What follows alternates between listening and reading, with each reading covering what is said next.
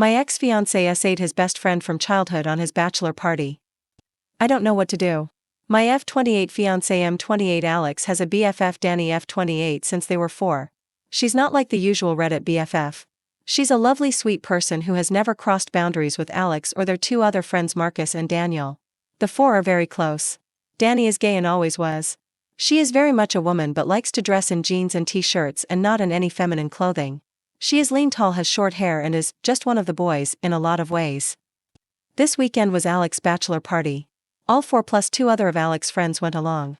It was to a coastal town that's well known for hosting bachelor and bachelorette parties, but there's no strip club or anything. They stayed in a B&B and have scuba diving and kayaking planned. First night went okay, dinner, restaurant and nightclub and home. Last night was the issue. They did the nightclub and headed back to the house. Marcus and Daniel, who are both single, brought back 2 girls from the nightclub and got busy in their bedrooms. The rest were drinking in the living room, but things got a bit loud and the 2 friends started complaining that they didn't get to go to a strip club and never got to see boobs and ass. They were blaming their wives and calling them names.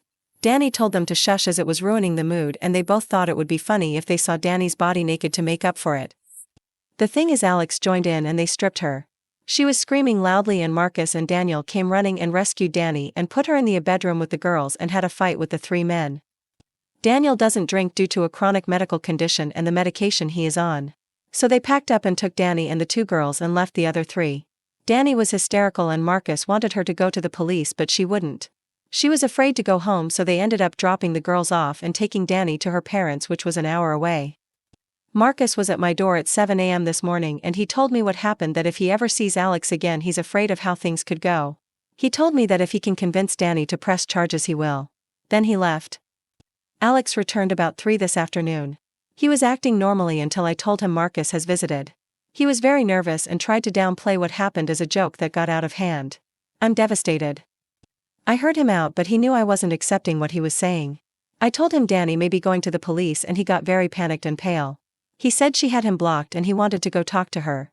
I told him she wasn't at her place as she was too afraid he or his buddies would turn up there. I asked him to leave and he didn't want to go, but I insisted. He was crying, saying it was a prank that got out of hand. I heard him out only as a courtesy to our 2-year relationship, but I'm done. I don't know this man. I don't know if I should reach out to Danny or just do nothing. Marcus and I have been in constant contact and he agrees that I have no option but to end things. I don't know where to start with canceling everything as the wedding was in 5 weeks, but it seems trivial compared to what Danny is going through right now. Marcus is convinced that Danny is going to the police after talking to her parents, so I think Alex is in trouble. I can't support him on this. Maybe I'm wrong as he was drunk and probably had taken other things, but this was his friend from age 4 and he did this to her. I've not blocked Alex, but I've not replied or picked up any of his calls. Update 1. It's been a terrible day. I can't reach out to my friends yet as I'm ashamed. I did tell my parents and my brother and they have been wonderful.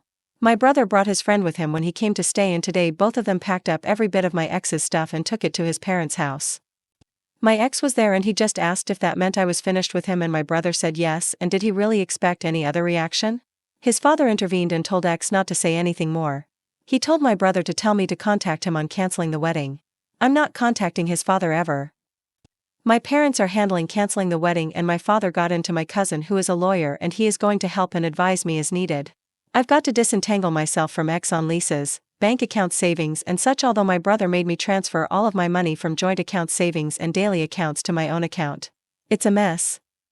I tried to ring Danny but she isn't up for speaking to anyone, so I just text her that I was there for her and that I had broken up with Alex. She hasn't replied and I don't expect she will. She's in a bad way apparently. Daniel spent 3 hours with me today. There's a lot going on but I'm afraid to say too much for fear of damaging any court case. Just to say there are 2 videos of the incident. One by Jeb, one of the 2 friends. A lot of it is chaotic but the last part is clear and telling apparently. The owners of the rental house apparently have gotten involved and have footage, but I can't say more. When Marcus left me he went to both those guys' wives and told them what happened. Jeb's wife has been very helpful apparently and she has split from him. The other guy's wife too has left him. I will add that the incident was worse than what Marcus shared.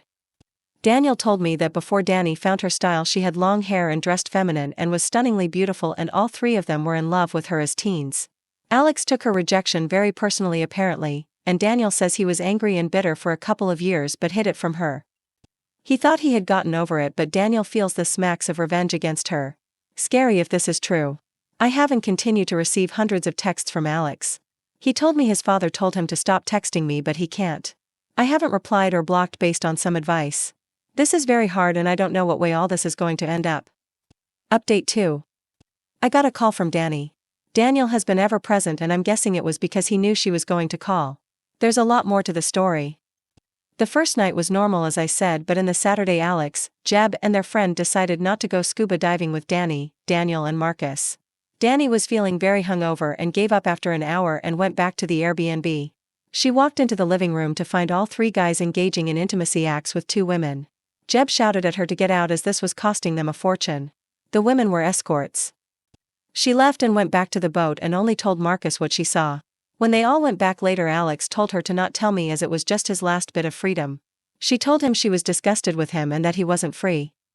She told him she would have to think about what to do. Marcus convinced her to stay another night as he and Daniel had met the two girls the night before and were seeing them again that night, and if Danny wanted to leave then Daniel would have to take her as he was her ride and there wasn't public transport in the tiny town. So Alex cheated as did the other two. Marcus told their wives that morning but not me. He was going to do it in stages as he knew I was in shock.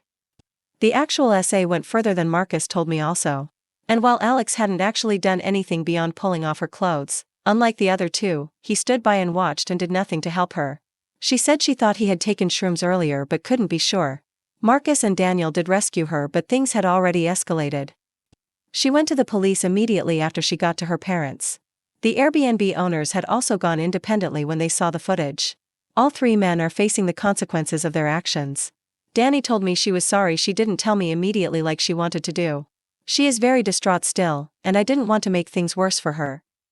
I don't think I am needed for any legal proceedings, so I finally blocked Alex and his parents. The wedding is cancelled.